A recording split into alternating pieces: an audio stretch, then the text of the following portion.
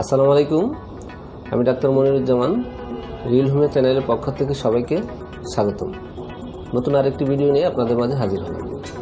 আজকের ভিডিওটিতে আলোচনা করব কিডনি সম্পর্কে। কিডনির কাজ কী, কীভাবে কিডনি ক্ষতিগ্রস্ত হয়, কিডনির সমস্যা হয়েছে কীভাবে বুঝবেন এবং কিডনির সমস্যার সমাধান সম্পর্কে এই ভিডিওটিতে বিস্তারিত আলোচনা করব। এই ভিডিওটি না টেনে শেষ পর্যন্ত দেখলে আশা করি সবাই উপকৃত হবে। আর আমার এই চ্যানেলে যদি নতুন হয়ে থাকেন অবশ্যই চ্যানেলটি subscribe, like, comment and share করে সাথে থাকুন, কারণ পরবর্তী আপডেট ভিডিওগুলো পেতে সহায়তা করবে। তো চলুন কথা না বাড়িয়ে আলোচনায় যাওয়া যাক। প্রথমে আলোচনা করব কিডনির কাজ কী। শরীরের অত্যন্ত গুরুত্বপূর্ণ অঙ্গ কিডনি। এর প্রধান কাজ রক্ত থেকে বর্জ্য পদার্থ পৃথকীকরণ ও মূত্র উৎপাদন করা। মানবদেহের সমুদয় রক্ত দিনে প্রায় 40 বার কিডনির মধ্য দিয়ে প্রবাহিত হয়। এছাড়াও দেহে পানি ও তড়িৎ বিশ্লেষ্য পদার্থ বা ইলেকট্রোলাইট যেমন সোডিয়াম, পটাশিয়াম ইত্যাদির ভারসাম্য বজায় রাখে। এছাড়া এটি অন্তঃক্ষরা হিসেবে হরমোন নিঃসরণ করে, যা রক্তচাপ নিয়ন্ত্রণে ভূমিকা রাখে। এখন আলোচনা করব কিভাবে কিডনি ক্ষতিগ্রস্ত হয়, কিভাবে কিডনির সঠিক যত্ন নিতে হয়, কিভাবে কিডনির ক্ষতি এড়িয়ে দৈনন্দিন জীবনযাপন করতে হয় তা আমরা অনেকেই জানি না। প্রতিদিনের জীবনে আমরা এমন অনেক কিছুই করি যা কিডনির জন্য ক্ষতির কারণ হয়ে উঠতে পারে, অথচ একটু সচেতন হলে আমরা কিডনি সুস্থ রাখতে পারি। 1 নম্বর, কিডনি রোগের একটি অন্যতম কারণ হচ্ছে ডায়াবেটিস। অনিয়ন্ত্রিত দীর্ঘদিনের ডায়াবেটিস কিডনি বিকলের অন্যতম কারণ।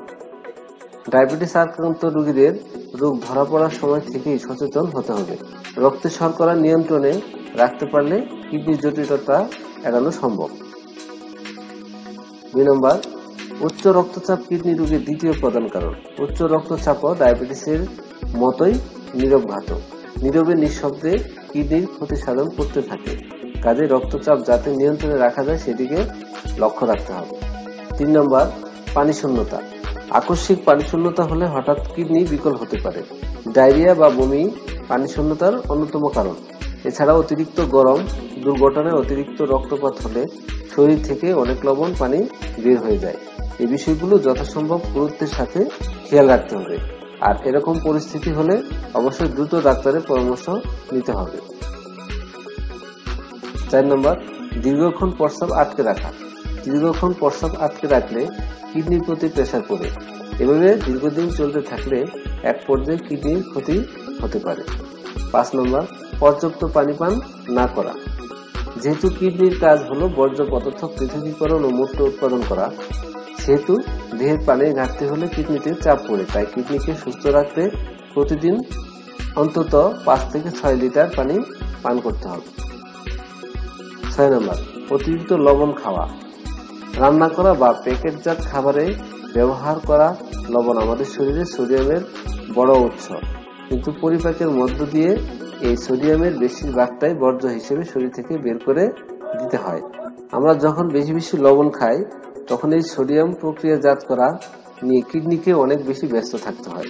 এতে কিডনির উপর প্রবল চাপ পড়ে। তাই আপনার কিডনিকে সুস্থ রাখতে অতিরিক্ত লবণ পরিহার করুন। 7 নম্বর, ক্যাফেইন ও কোমল পানিতে বেশি আসক্তি। পিপাসা পেলে আমরা অনেক সময় পানি পান না করে নানা ধরনের কোমল পানীয় পান করি, কিন্তু এসব পানীয়ের মধ্যে প্রচুর পরিমাণে ক্যাফেইন মেশানো থাকে।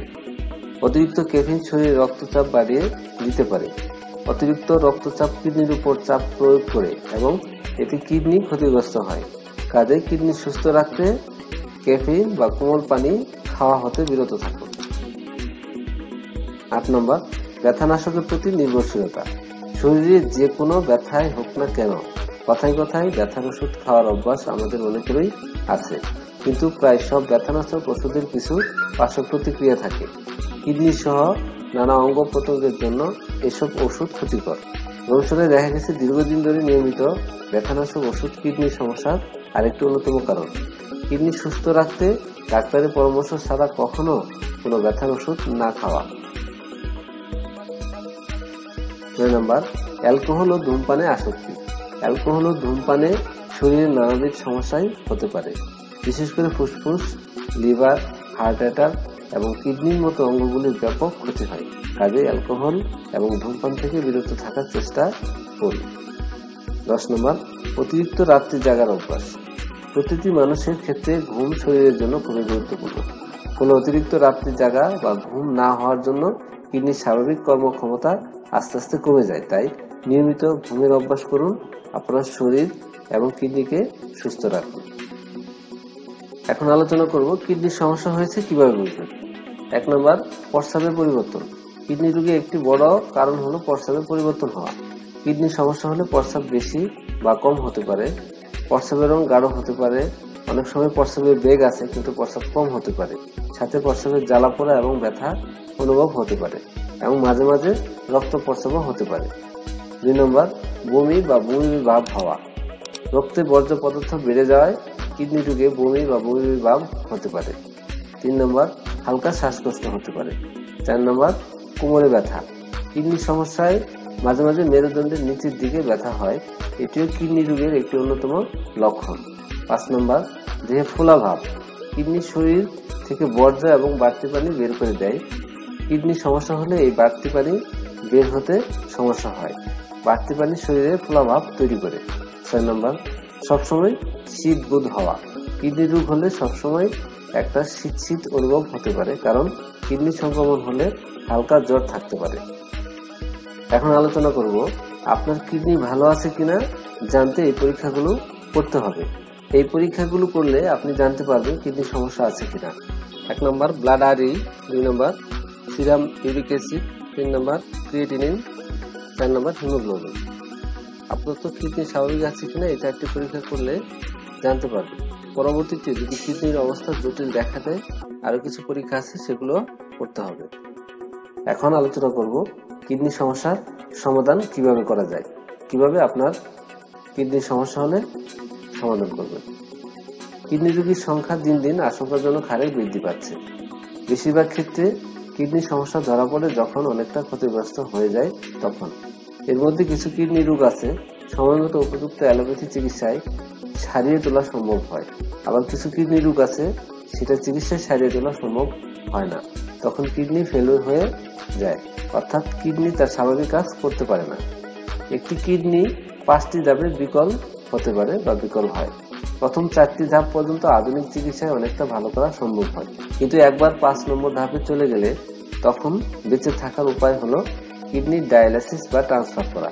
কিন্তু এসব পদ্ধতি খুবই ব্যয়বহুল, কিন্তু সঠিক হোমিওপ্যাথি চিকিৎসায় সেটা অবশ্যই যদি রিয়েল হোমিওপ্যাথি হয় তাহলে সমস্যা যত জটিল হোক না কেন ইনশাল্লাহ বিনা ডায়ালাইসিসে সারিয়ে তোলা সম্ভব। এরকম অনেক রোগী আছে যাদের অবস্থা খুবই শোচনীয় ছিল, তারা হোমিওপ্যাথি চিকিৎসায় এবং আল্লাহ পাকের ইচ্ছায় সুস্থ আছে। কাজেই সমস্যা যতই জটিল হোক না কেন সঠিক হোমিওপ্যাথি চিকিৎসায় সারিয়ে তোলা সম্ভব। তাই সঠিক হোমিওপ্যাথি চিকিৎসা নিয়ে সুস্থ জীবনযাপন করুন। তো ভিউয়ার্স, আজ এই পর্যন্তই। পরবর্তীতে আবার নতুন আরেকটি ভিডিও নিয়ে আপনাদের মাঝে হাজির হব। ততক্ষণ সবাই ভালো থাকুন, সুস্থ থাকুন, নিরাপদে থাকুন সবসময়। খোদা হাফেজ।